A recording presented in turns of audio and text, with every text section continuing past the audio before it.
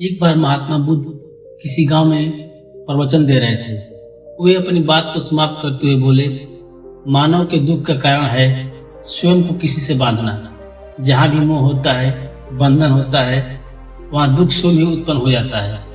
अतः अपने बंधनों को जाने और उनसे बाहर निकलने का प्रयास करें।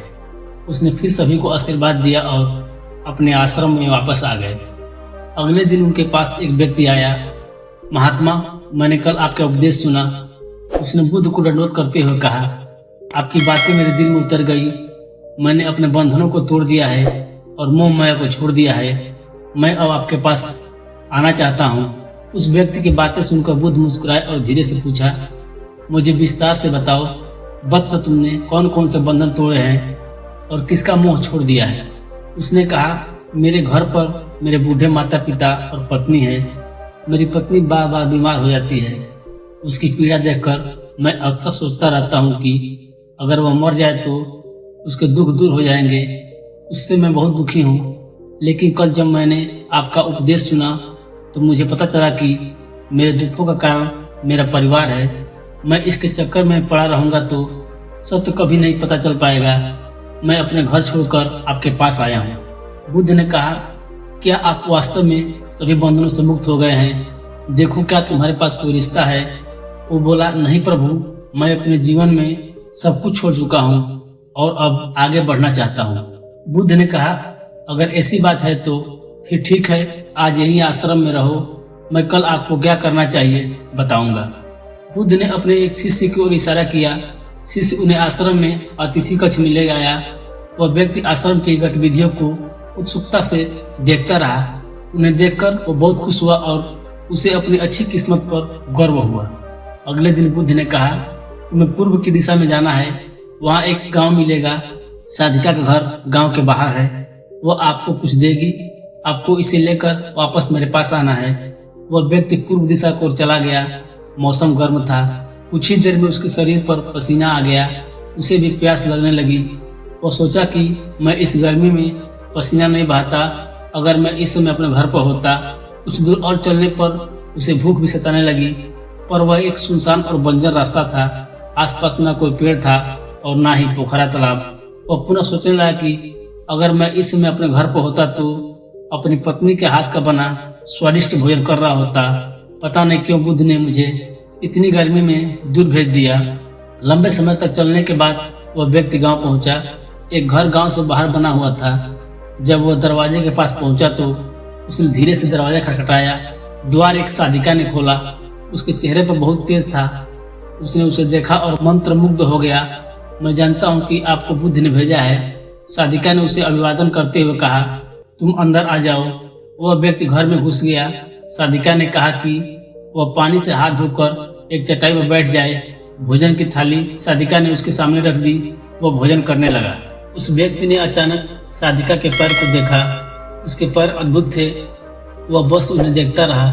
तब साधिका ने उसे भंग कर दिया। उसने कहा, बुद्ध के मार्ग पर चलने वालों को किसी और की आवश्यकता नहीं होती। साधिका की बात सुनकर व्यक्ति लज्जित हो गया और चुपचाप खाना खाने लगा। भोजन करने के बाद साधिका ने कहा, आप बहुत दूर से आए हैं, आप थक गए होंगे। मैं पंखा कर देती हूँ, इस चटाई पर लेट जाएं। वो बहुत थक गया था।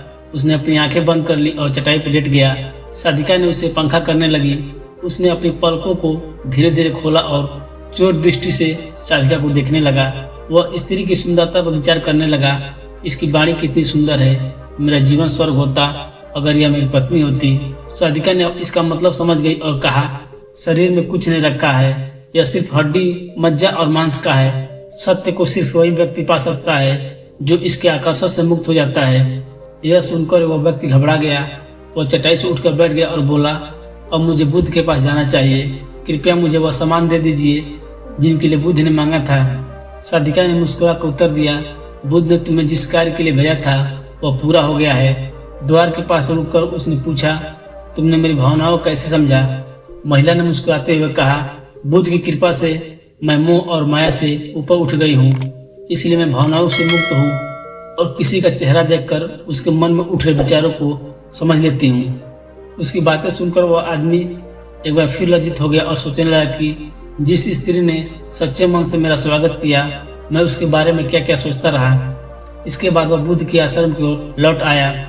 जब वह आश्रम में पहुंचा, वह बुद्ध के चरणों पर गिर पड़ा और कहा, महात्मा, मुझे क्षमा कर दें, मैं पापी हूँ। उसकी बात सुनकर बुद्ध मुस्कुराए और बोले, मैंने तुम्हें साधिका के पास इसलिए भेजा था कि ताकि तुम स्वयं देख सको। अब बताओ, क्या तुमने सचमुच मोह और बंधन छोड़ दिए हैं? वह व्यक्ति कुछ नहीं बोला। वह नजरें नीचे किए चुपचाप खड़ा रहा। ब्रह्मा बंधन और मोह त्यागने से हम बंधन से मुक्त नहीं होते। बुद्ध ने कहा, तुमने घर छोड़कर बंधन से मुक्त समझा, लेकिन मौका मिलते ही आपके अंदरूनी मोह जाग उठाए, इसलिए आज आप पापी हैं। प्रभु क्षमा करो। उसने हाथ जोड़े। फिर उसने धीरे से कहा, आप सही कह रहे हो, मैं सिर्फ अपनी पत्नी से बचना चाहता था। वो अत्यधिक बीमार रहती है। 1 वर्ष से हमारे बीच कोई रिश्ता भी नहीं बन पाया।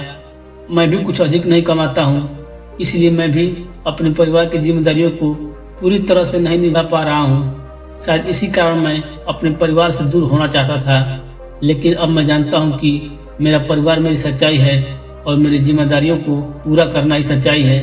बुद्ध ने कहा, मैं जो कुछ कहता हूँ वह अपने अनुभव के आधार पर कहता हूँ। लोग मेरी बात सुनते हैं, लेकिन अपनी इच्छा से ही उसे समझते हैं। इसलिए लोग मोह, माया, कामना, इच्छा, वासना और क्रोध को बाहर निकालते हैं, क्योंकि वो हमारे भीतर है। हम दूसरों को देखकर कुछ चाहते हैं। इच्छा से इच्छा होती है, इच्छा से वासना होती है, और इच्छा पूरी नहीं होने पर क्रोध आता है।